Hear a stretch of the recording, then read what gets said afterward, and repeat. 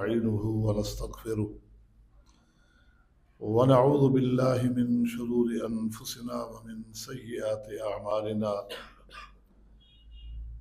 من يهده الله فلا مضل له ومن يضلل فلا هادي له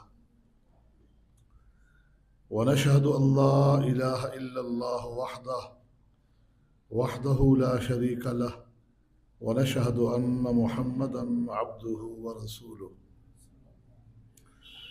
اللهم صل على محمد وعلى آل محمد كما صليت على إبراهيم وعلى آل إبراهيم إنك حميد مجيد اللهم بارك على محمد وعلى آل محمد كما باركت على إبراهيم وعلى آل إبراهيم إنك حميد مجيد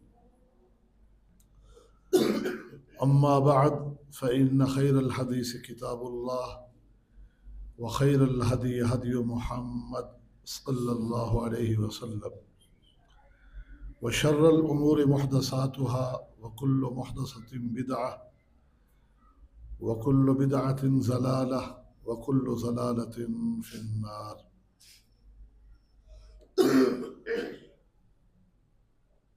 حمد و ثنا اور درود و سلام کے بعد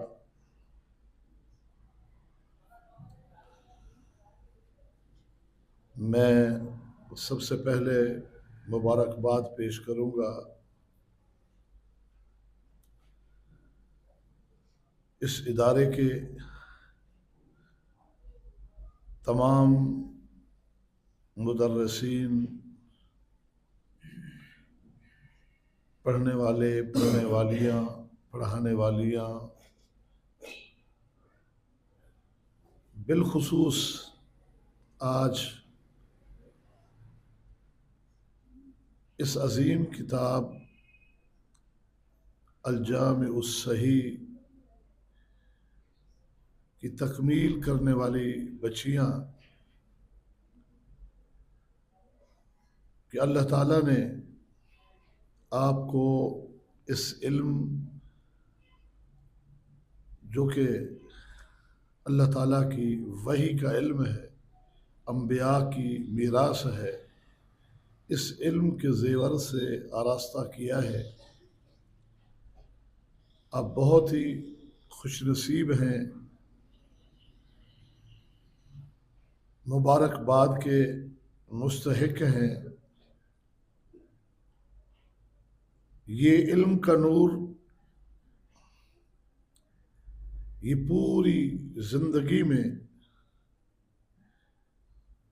آپ کے ہم سب کے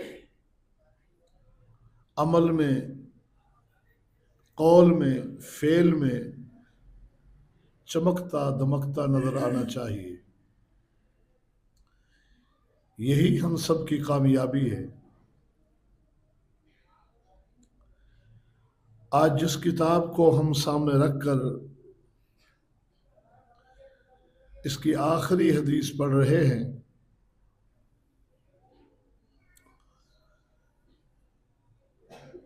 امام بخاری رحمہ اللہ نے اس کتاب کے آغاز ہی میں ہمیں ایک عظیم پیغام دے دیا ہے۔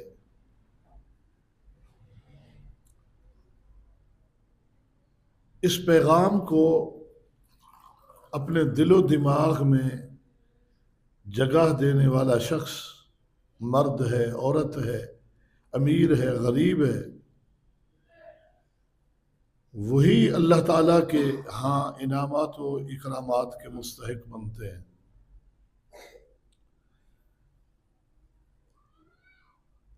آپ غور کیجئے کہ کیا ترتیب رکھی ہے اور کیا پیغام دیا ہے امیر المؤمنین فی الحدیث محمد بن اسماعیل بخاری رحمہ اللہ نے۔ سب سے پہلے یہ باب قائم کر کے کہ باب کیف کان بدء الوحی، اللہ تعالیٰ کی وحی کے احوال، وحی کی کیفیات، وحی الہی کا تعارف کہ وحی کیا ہے، اور اس باب میں سب سے پہلے جس حدیث کو ذکر کیا، حدیث عمر بن الخطاب جو ہے بڑی معروف کہ انما الاعمال بالنیات، اعمال کا دار و مدار نیتوں پر ہے۔ یہ عظیم پیغام ہر پڑھنے سننے والے کو، پڑھانے والے کو امام بخاری کی طرف سے کہ دیکھیے آپ کی زندگی کا ہر پہلو، ہر گوشہ، خوشی، غمی، معاملات، عبادات، سیاست، ثقافت، کوئی بھی گوشہ ہے، آپ کی کامیابی اسی بات میں ہے کہ آپ اپنی پوری زندگی کو اللہ تعالیٰ کی وحی کی روشنی میں گزارنے کی کوشش کریں۔ اور حدیث لا کر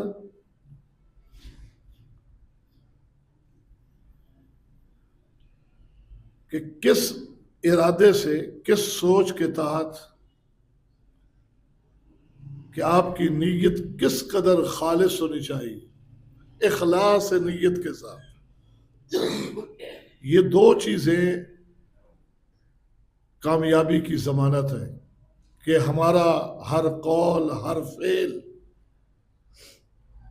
اللہ کی وحی کے مطابق ہو اور اخلاص نیت ہو۔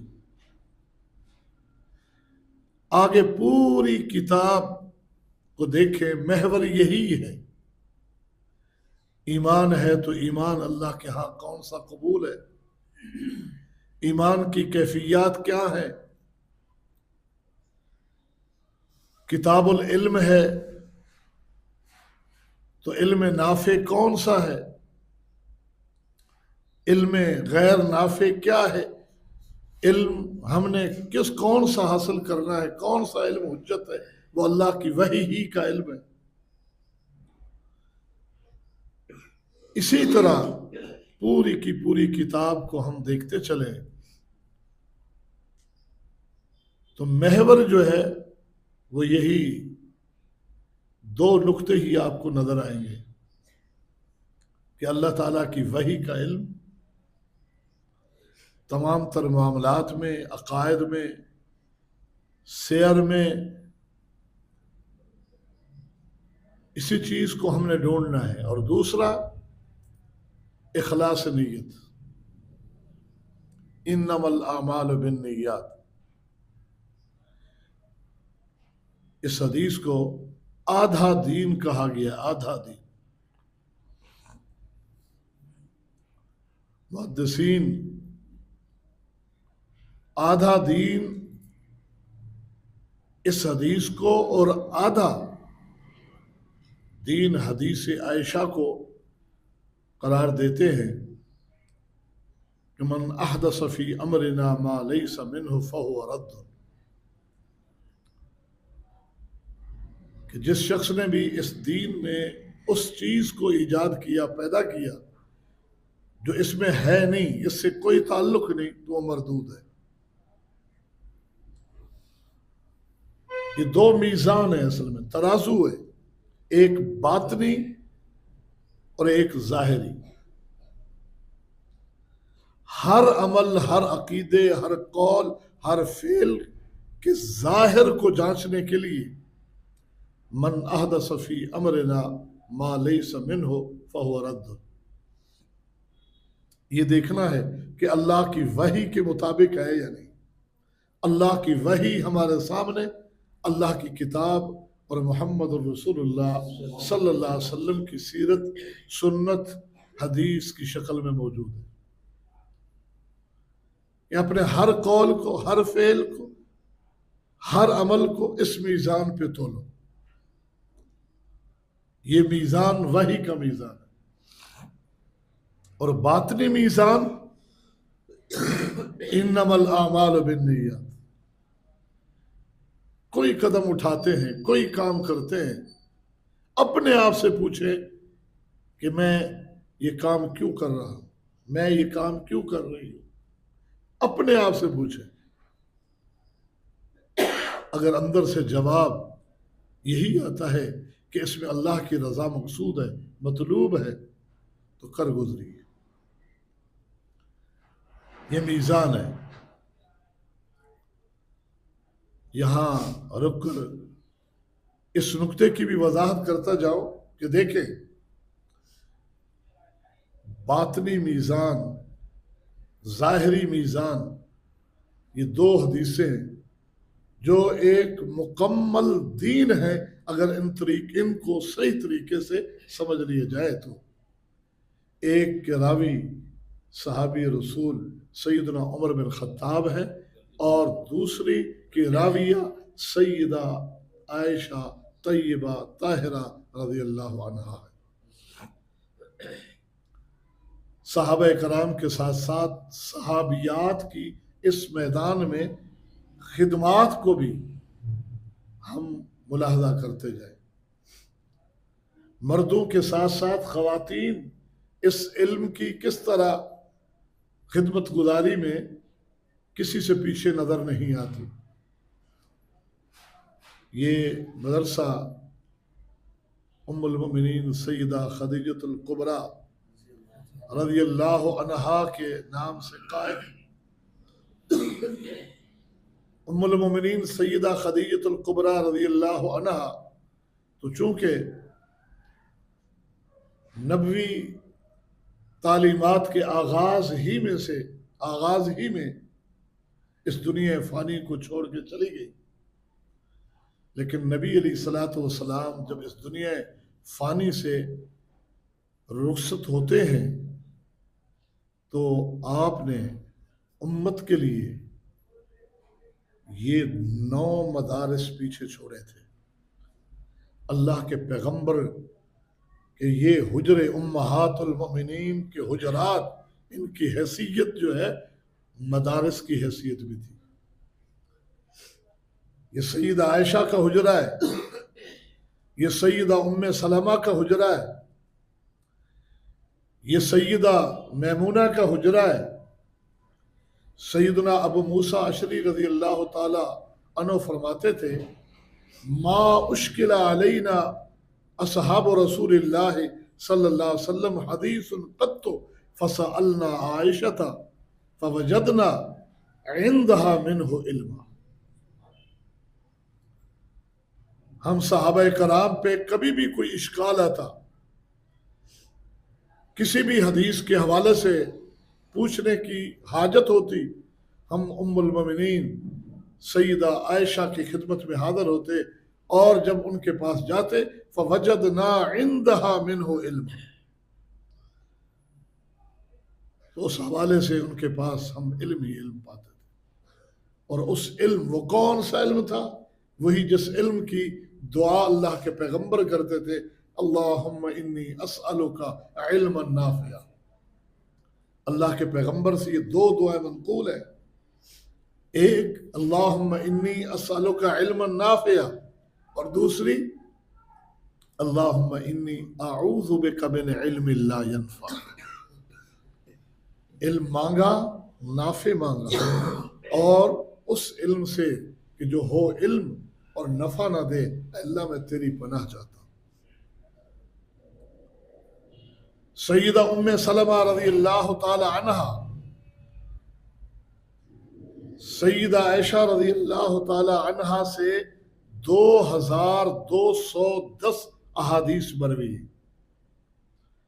2210 احادیث کی راویہ ہیں. 174 احادیث بخاری اور مسلم دونوں میں ہیں. 54 احادیث ان 174 کے علاوہ بخاری میں ہیں جو مسلم میں نہیں ہے. راویہ کون ہے؟ سیدہ عائشہ رضی اللہ عنہ.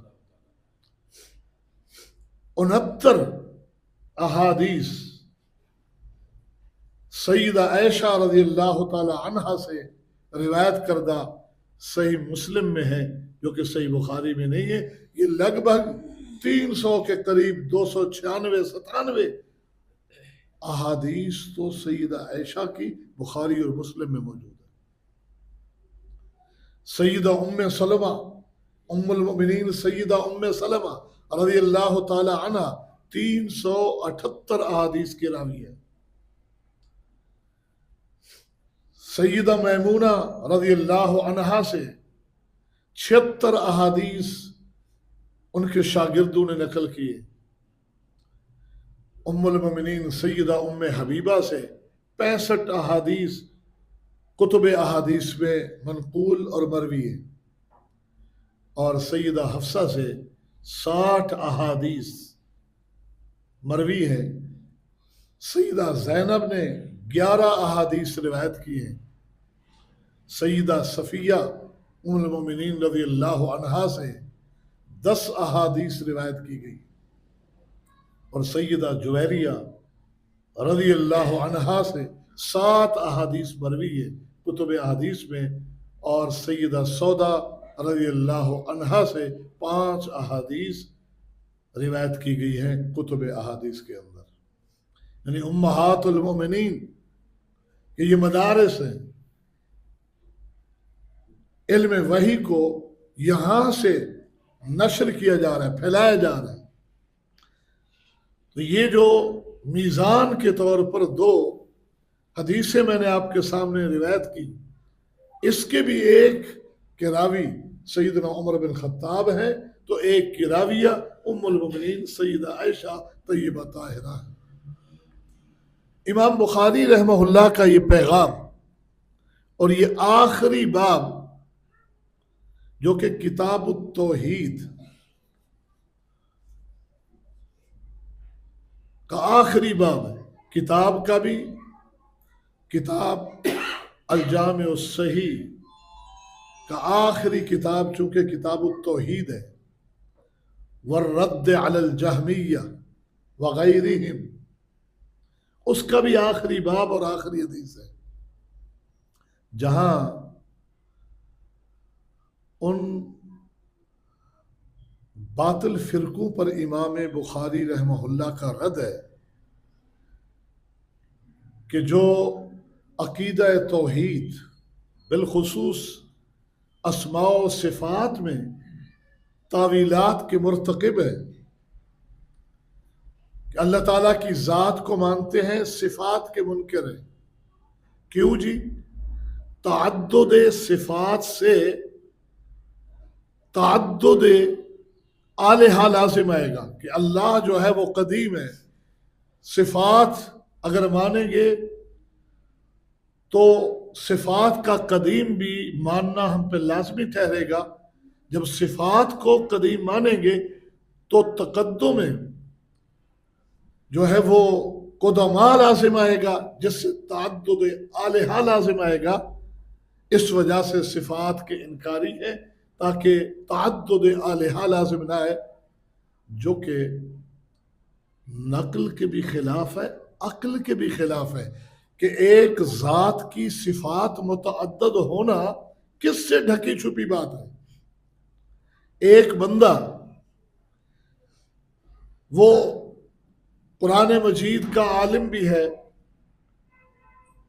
حافظ بھی ہے، ایک حافظ ہے عالم نہیں ہے، اسی بندے کے اندر یہ وصف بھی ہے، وہ کاتب بھی ہے، وہ مصنف بھی ہے، وہ مدرس بھی ہے۔ بے شمار صفات، اس کا معنی یہ تھوڑا ہے کہ یہ صفات ہم نے متعدد گنوائی ہے تو لہٰذا اس ذات کا تعدد لازم آ جائے گا۔ بعض صفات ایسی ہوتی ہے کہ جو مخلوق کی قصبی ہے، بعد میں حاصل ہوئی، بعض وصف انسان کے ساتھ ساتھ ہوتی ہیں، اور اللہ تو وَلِلَّهِ الْمَثَلُ الْأَعْلَى، اللہ کے لیے تو مثالیں بلند ہیں، اللہ کے لیے مثالیں فَلَا تَضْرِبُوا لِلَّهِ الْأَمْثَالَ۔ وہاں کہ عقلی بنیادوں پر انہوں نے اسماء و صفات کا انکار کیا. اللہ تعالیٰ کی صفات فعلیہ میں سے ایک صفت یہ ہے کہ اللہ قیامت کے دن لوگوں کے اعمال و اقوال کو تولنے کے لیے میزان لگائے گا. اس وصف کے بھی وہ انکاری ہیں. اس باب کے اندر، اس باب کے ذریعے، آیات کے ذریعے، حدیث کے ذریعے ان کے اس باطل مسلک اور باطل فکر کا رد کرنا مقصود ہے. اس کے ساتھ ساتھ امام بخاری کا پیغام یہ بھی ہے کہ اپنے اعمال میں وزن کی فکر کیجیے. اپنے اعمال وزنی بنانے کی فکر کیجیے، کیونکہ اللہ تعالیٰ فرما رہے ہیں وَنَزَعُ الْمَوَازِينَ الْقِسْطَ لِيَوْمِ الْقِيَامَةِ، ہم انصاف کے ترازو قیامت کے دن لگائیں گے. الوزن یومئذ الحق، میزان لگایا جانا برحق ہے. فَأَمَّا مَنْ ثَقُلَتْ مَوَازِينُهُ فَهُوَ فِي عِيشَةٍ رَاضِيَةٍ وَأَمَّا مَنْ خَفَّتْ مَوَازِينُهُ، یہ کس چیز کا تذکرہ ہے؟ یہی میزان میں تولے جانے والے اعمال کا تذکرہ ہے کہ جن کے نیکیوں کا پلڑا بھاری ہے فَهُوَ فِي عِيشَةٍ رَاضِيَةٍ وَأَمَّا مَنْ خَفَّتْ مَوَازِينُهُ فَأُمُّهُ هَاوِيَةٌ وَمَا أَدْرَاكَ مَا هِيَ نَارٌ حَامِيَةٌ. تو الوزن یومئذ الحق، جی اعمال، جی ہاں امام بخاری فرماتے اعمال بھی اقوال بھی، اعمال کے ساتھ ساتھ فرمایا وَقَوْلَهُمْ، اعمال بھی اقوال بھی تولے جائیں گے. کہ یہ تو مانوی چیزیں ہیں، ان کا میزان کیسے ہوگا، کیسے تولے جائیں گے؟ اگرچہ آج کے اس دور میں ان چیزوں کو سمجھنا آسان ہے کہ جہاں آپ کی سائنس یہ بتائے کہ یہ کہی جانے والی باتیں، کی جانے والی تقریریں یہ فنا نہیں ہو گئی بلکہ تحلیل ہو چکی ہیں فضا میں، اور ان کو ڈھونڈنے کے کام بھی کیے جا رہے ہیں. آج تو مشکل نہیں ہے، لیکن اس کو دیکھ کر مانا تو کیا مانا؟ ہم کہتے ہیں کہ اس وقت جب یہ سب کچھ انسان کے عقل میں نہیں آتا، لیکن اللہ نے فرمایا، رسول اللہ نے فرمایا، ماننا تو وہ ماننا ہے کہ چونکہ اللہ نے فرما دیا، رسول اللہ نے بتا دیا، تو لہٰذا میزان بنا کے عقل میں آئے یا نہ آئے.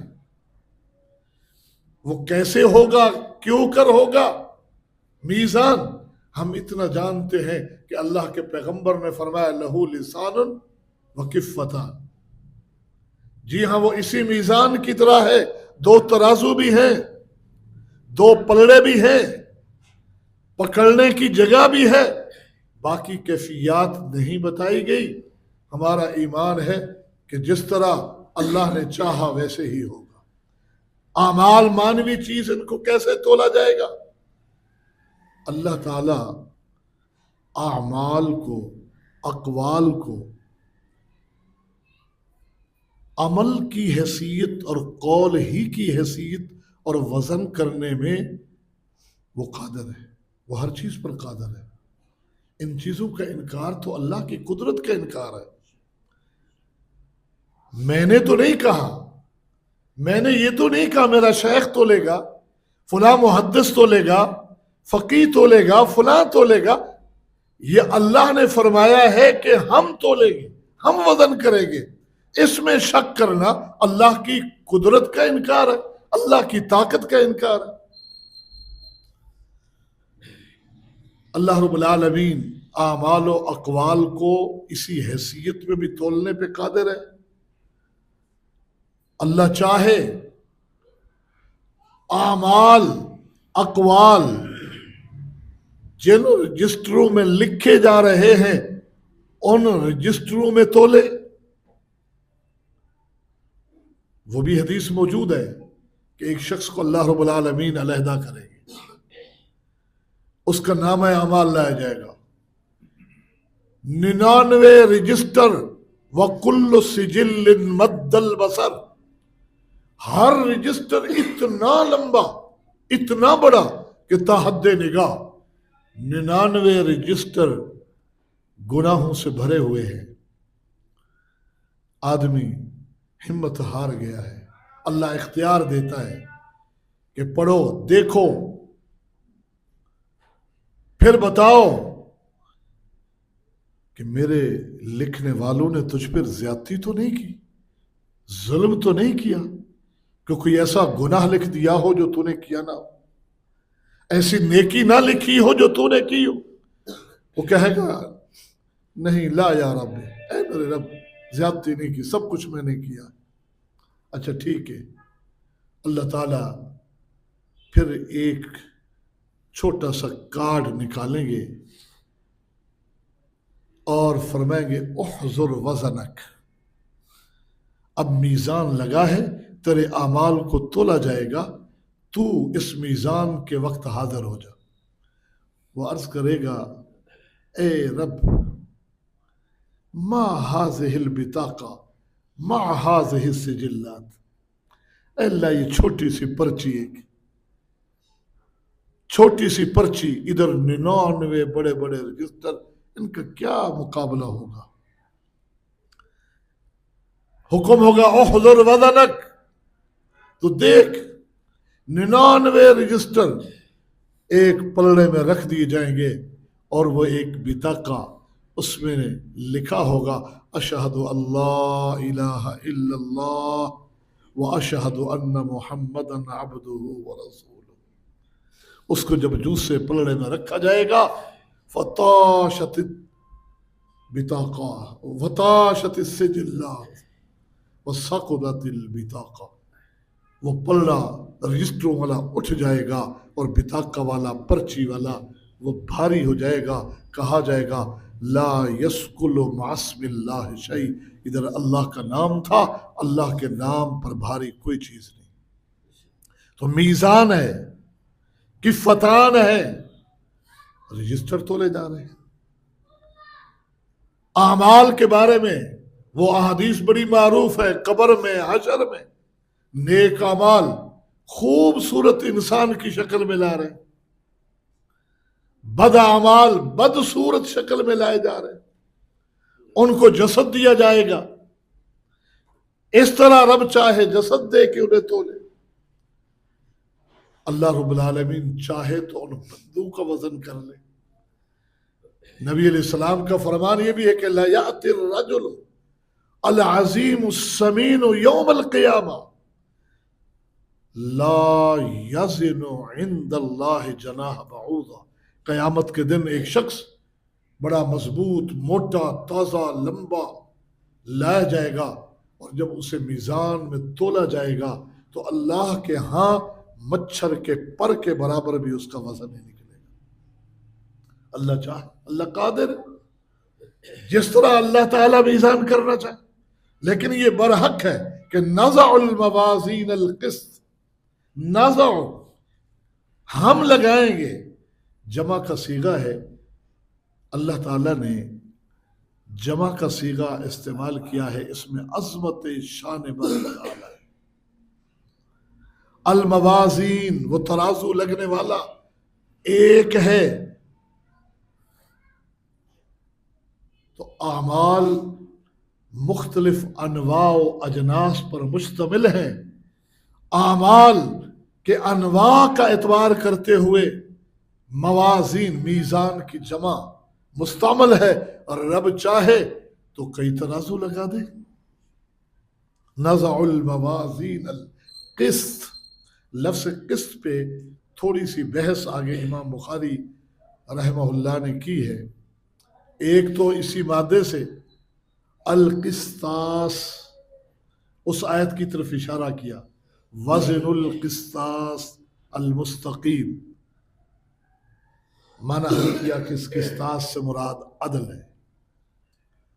اور دوسرا نحویوں کے ایک قول کی ترجیح کی طرف اشارہ کیا کہ قاستا یقسطو، یہ ضرب یضرب باب ہے۔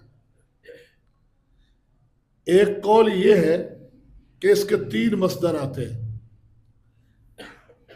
قاستا یقسطو قسطن و قسطن و قسوطن۔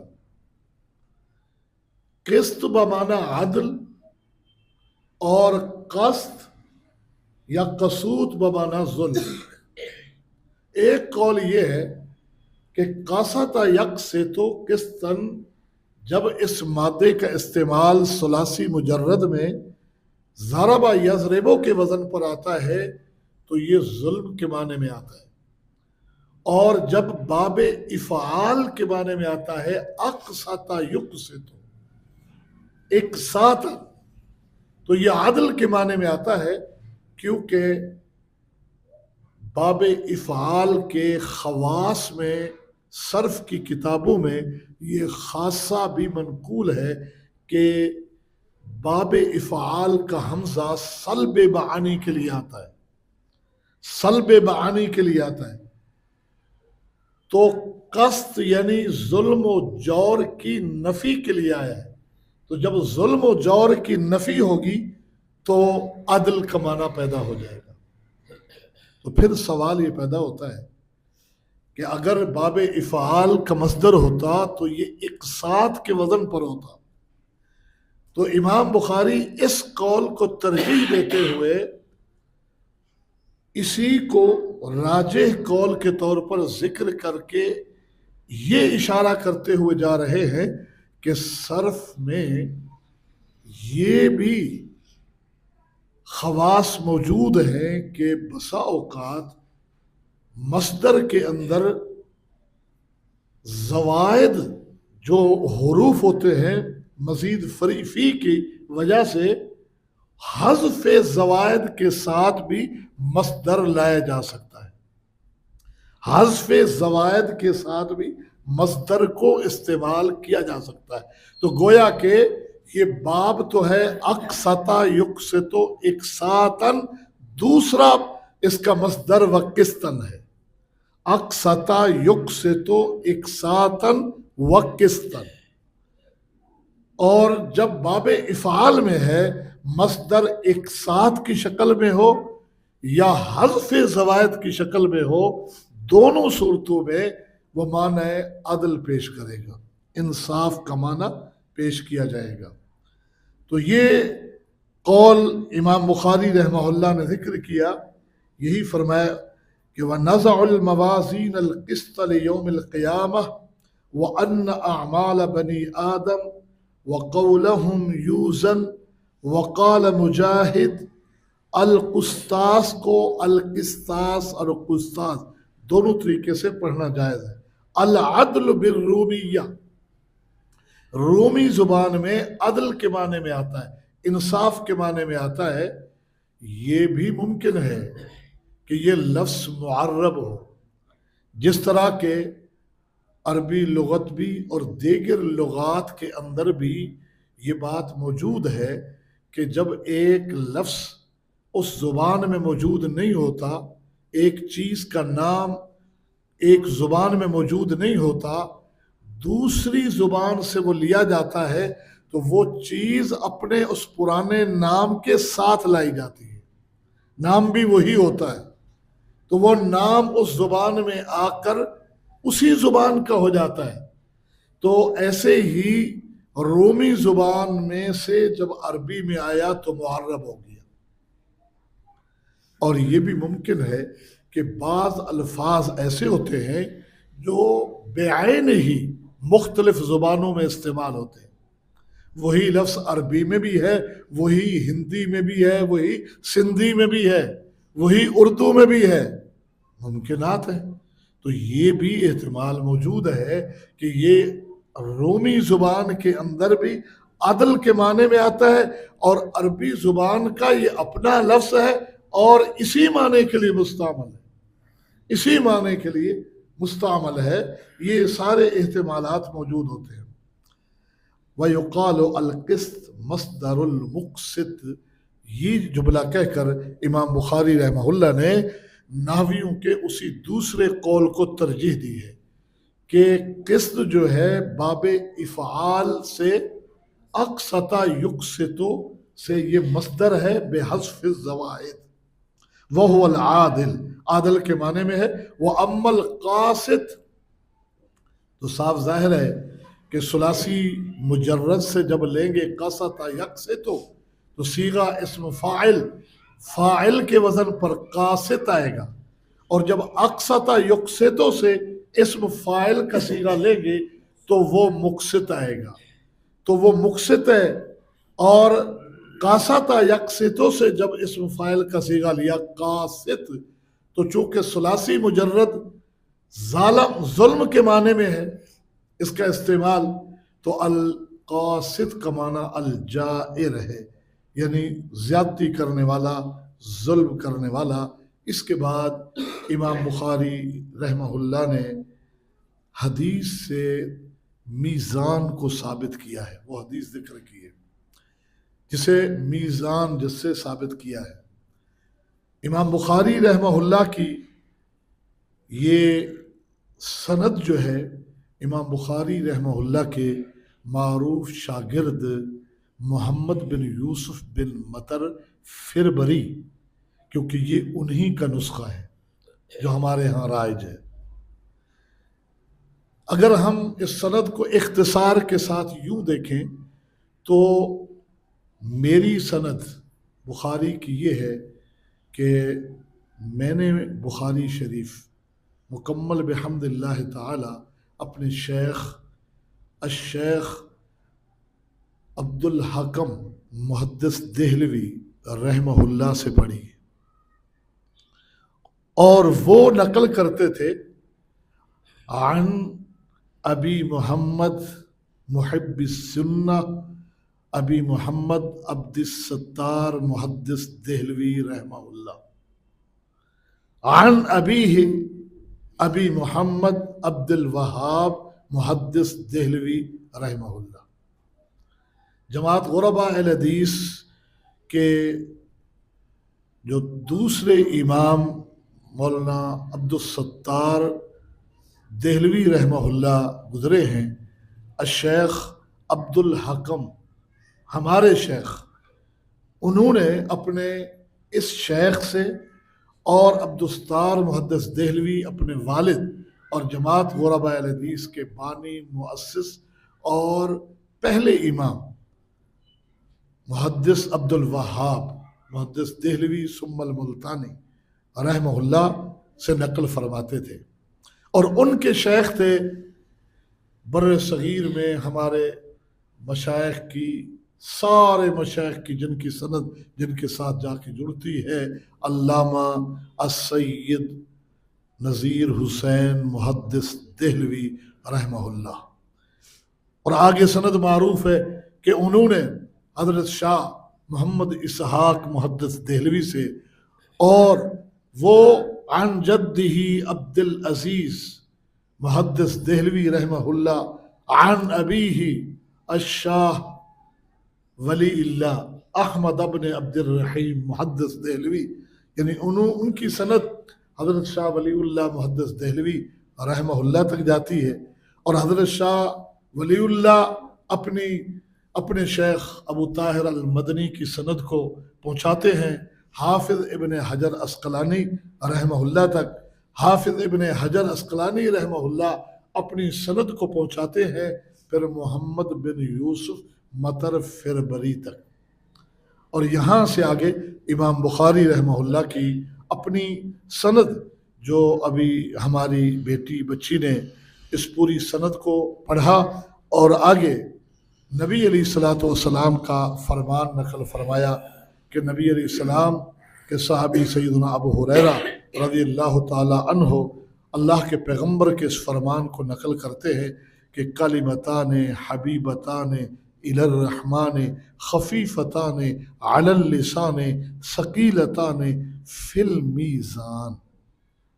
اس حدیث کی باب سے مناسبت محل استشہاد یہ جملہ ہے فی المیزان، فی المیزان کہ میزان کا ثبوت ہے کہ دو جملے کلمتان، کلمہ نحوی مراد نہیں ہے یہاں پہ، لغوی معنی میں تو صاف ظاہر ہے کہ الکلمۃ لفظ وضع لمعنی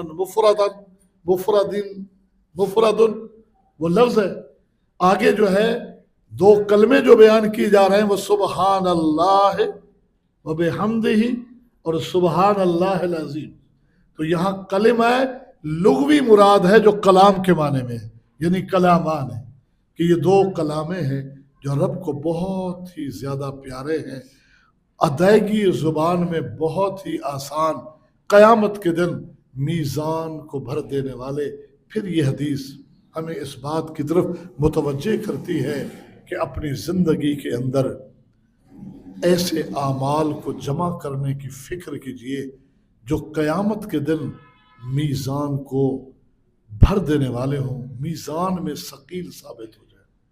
نبی علیہ السلام نے فرمایا الطہور شطر الایمان والحمد للہ تملأ المیزان وسبحان اللہ والحمد للہ تملأان ما بین السماوات والارض.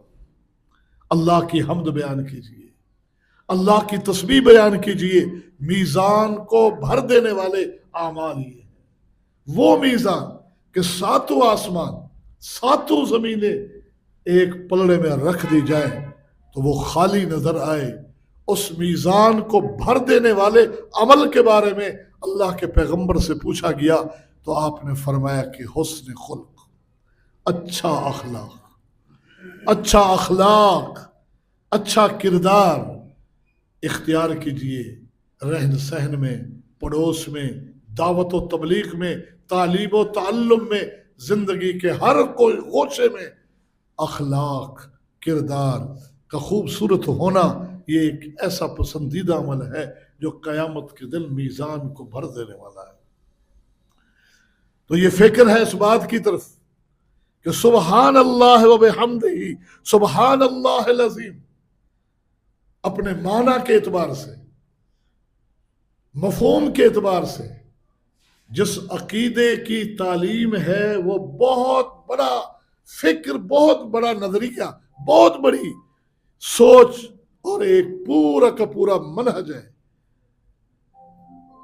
اس فکر کے ساتھ بکثرت جب آپ اس کو ادا کریں گے تو قیامت کے دن یہ لگا ترازو آپ کی نیکیوں والا پلڑا بھاری ہو جائے گا. نبی علیہ السلام نے فرمایا کہ جو شخص روزانہ 100 مرتبہ سبحان اللہ و بحمدہ سبحان اللہ العظیم پڑھتا ہے، اگر اس کی زندگی میں سمندر کی جھاگ کے برابر بھی گناہ ہے اللہ تعالیٰ ختم فرما دے گا.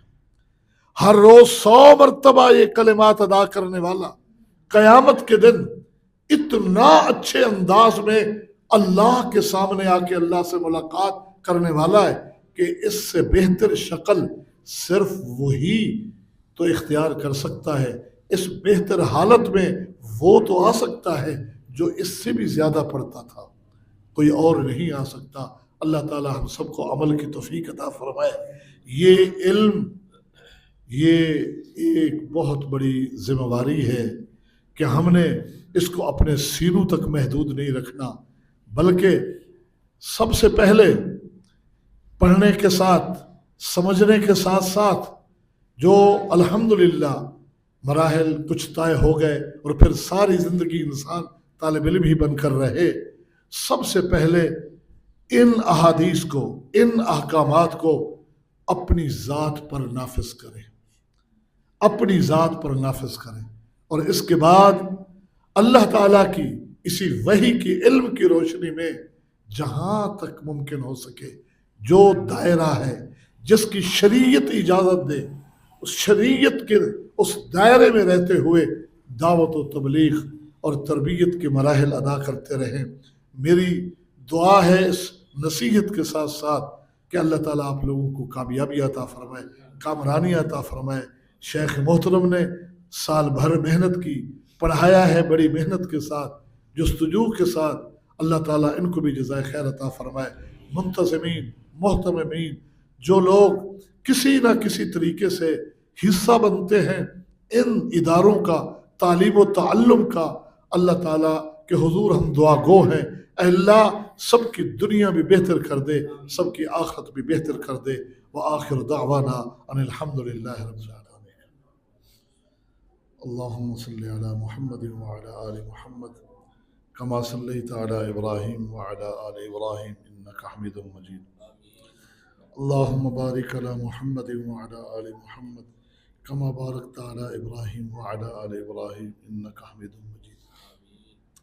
ربنا آتنا فی الدنیا حسنہ وفی الآخرۃ حسنہ وقنا عذاب النار۔ ربنا ظلمنا انفسنا وإن لم تغفر لنا وترحمنا لنكونن من الخاسرين۔ اللهم اشف مرضانا مرضى المسلمين، اذهب الباس رب الناس، واشف انت الشافي لا شفاء الا شفاؤك شفاء لا يغادر سقما۔ اے الہ العالمین، اے الہ العالمین، جتنے تیرے بندے بندیاں بیمار ہیں سب کو شفا عطا فرما۔ اے اللہ جو اس دنیا فانی سے رخصت ہو چکے ان کی مغفرت فرما، ان کی قبروں کو منور فرما، ان کے درجات کو بلند فرما۔ اللہم انا نسألک علما نافعا ورزقا واسعا وعملا متقبلا وشفاء من كل داء۔ اللہم انا نعوذ بک من علم لا ينفع ومن قلب لا يخشع ومن نفس لا تشبع من دعوة لا يستجاب لها۔ اللہم انا نعوذ بک من جہد البلاء ودرک الشقاء وسوء القضاء وشماتة الأعداء۔ اے الہ العالمین، اے الہ العالمین،